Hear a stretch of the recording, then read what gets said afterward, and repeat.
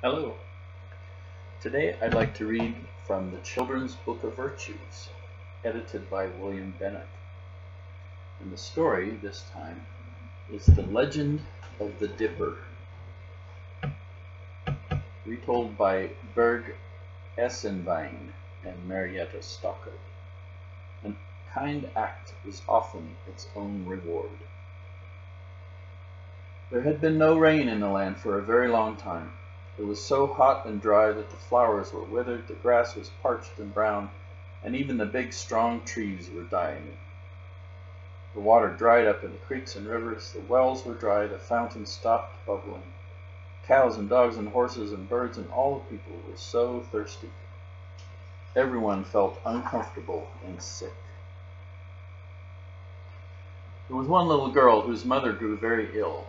"Oh," said the little girl, "if only I could find some water for my mother, I'm sure she will be well again. I must find some water." So she took a tin cup and started out in search of water.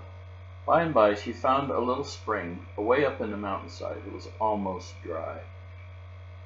The water dropped and dropped ever so slowly from under a rock. The little girl held her cup carefully and caught the drops. She waited and waited a long, long time till the cup was full of water. Then she started down the mountain, holding the cup very carefully, for she didn't want to spill a single drop. On the way she passed a poor little dog. He could hardly drag himself along. He was panting for breath, and his tongue hung from his mouth because it was so dry and parched. "Oh, you poor little dog," said the little girl, "you are so thirsty. I can't pass you without giving you a few drops of water. If I give you just a little, there will be still enough for my mother." So the little girl poured some water into her hand and held it down for the little dog. He lapped it up quickly, then felt so much better he frisked and barked and seemed almost to say, "Thank you, little girl." And the little girl didn't notice, but her tin dipper had changed into a silver dipper and was just as full of water as it had been before.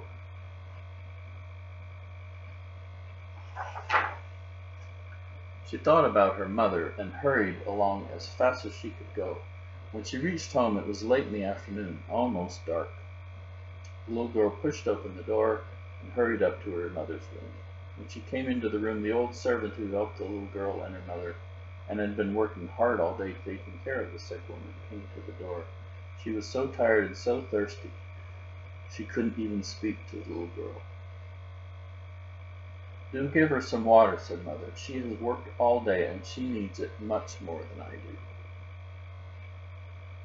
So the little girl held the cup to her lips and the old servant drank some water. She felt stronger and better right away, and she went over to the mother and lifted her up. The little girl didn't notice that the cup had changed into a gold cup and was just as full of water as it was before. Then she held the cup to her mother's lips, and she drank and drank. Oh, she felt so much better. When she had finished, there was still some water left in the cup. The little girl was just raising it to her own lips when there came a knock at the door. The servant opened it, and there stood a stranger. He was very pale, all covered with dust from traveling. "I'm thirsty," he said. "Won't you give me a little water?" The little girl said, "Why, certainly I will. I'm sure that you need it far more than I do. Drink it all." The stranger smiled and took the dipper in his hand, and as he took it, it changed into a diamond dipper. He turned it upside down, and all the water spilled out and sank into the ground, where it spilled, a fountain bubbled up. The cool water flowed and splashed, enough for the people and all the animals in the whole land to have all the water they wanted to drink.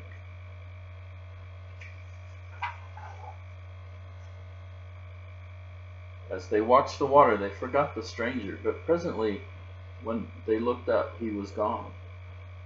They thought they could see him just vanish in the sky, and there in the sky, clear and high, shone the diamond dipper.